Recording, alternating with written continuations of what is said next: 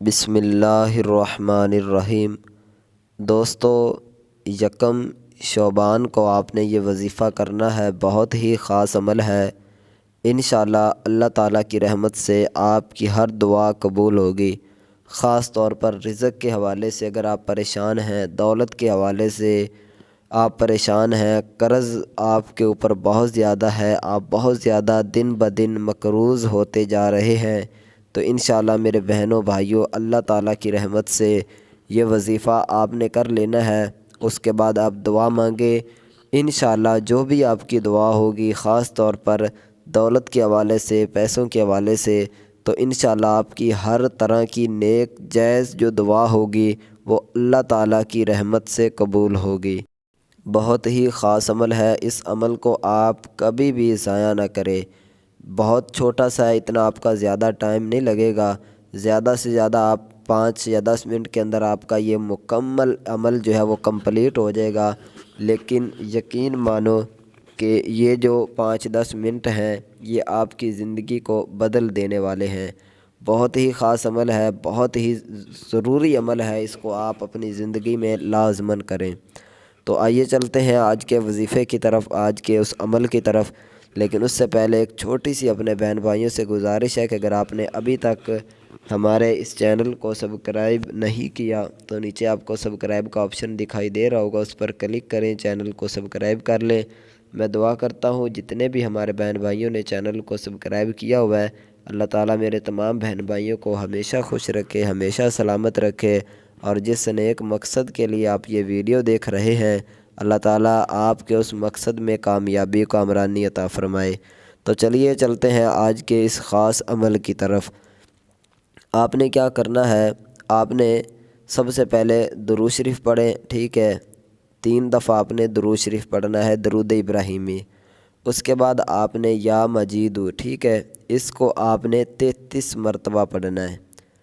یہ یاد رکھ لیں کہ یہ وظیفہ آپ شعبان کی یکم کو کریں۔ اگر شعبان کی یکم نہیں ہے تو شعبان کے مہینے کے کسی بھی دن آپ کر سکتے ہیں، ٹھیک ہے؟ کوشش آپ کی یہی ہو کہ یکم کو کریں، ادروائز اگر یکم تاریخ گزر گئی ہے اس کے بعد آپ ویڈیو دیکھ رہے ہیں تو کوئی مسئلہ نہیں، آپ بعد میں بھی کر سکتے ہیں۔ تو آپ نے کیا کرنا ہے، سب سے پہلے 3 دفعہ درود شریف پڑھ لیا، اس کے بعد آپ نے 33 مرتبہ یا مجید پڑھا، اس کے بعد آپ 11 مرتبہ سورہ اخلاص قل هو اللہ احد، جو یہ سورت ہے نا، اس کو آپ نے 11 مرتبہ پڑھنا ہے، ٹھیک ہے؟ 11 مرتبہ اس سورت کو پڑھ لیں۔ اس کے بعد آپ جب یہ پڑھ لیں تو اس کے بعد آپ یا غنی کو 33 مرتبہ پڑھیں، ٹھیک ہے؟ یہ جب آپ 3 چیزیں پڑھ لو گے، سب سے پہلے درود شریف، پھر اس کے بعد آپ نے جو ہے وہ یا مجید 33 مرتبہ پڑھنا ہے، پھر اس کے بعد 11 مرتبہ سورۃ اخلاص، اور اس کے بعد پھر آپ نے یا غنی کو جو ہے وہ 33 مرتبہ پڑھنا ہے۔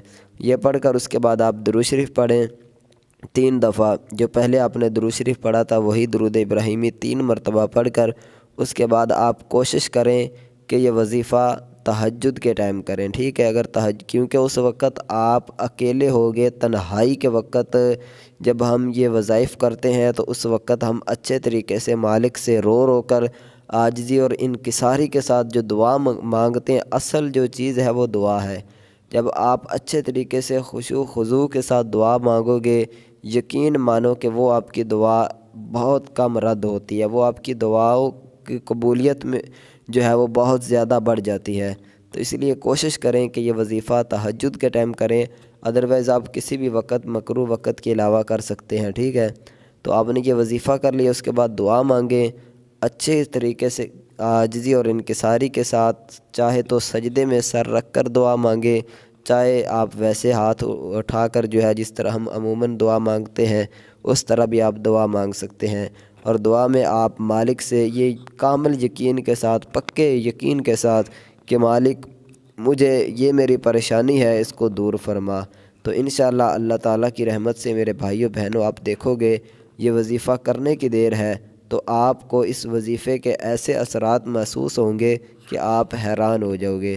اور ساتھ ہی آپ کو بتاتا چلوں کہ نماز کی پابندی جو ہے وہ ضروری ہے، نماز ضرور پڑھیں، اپنے گھر والوں کو بھی، اپنے دوستوں کو بھی دعوت دیں۔ سب سے بڑا جو وظیفہ ہے وہ نماز کا وظیفہ ہے۔ تو اگر ویڈیو اچھی لگی ہے تو اس کو لائک ضرور کریں، کمنٹ میں ایک دفعہ اللہ تعالیٰ کا نام ضرور لکھیں۔ ملتے ہیں انشاءاللہ نیکسٹ اسی طرح کی ویڈیو لے کر، تب تک کے لیے دیجیے اجازت۔ السلام علیکم ورحمۃ اللہ۔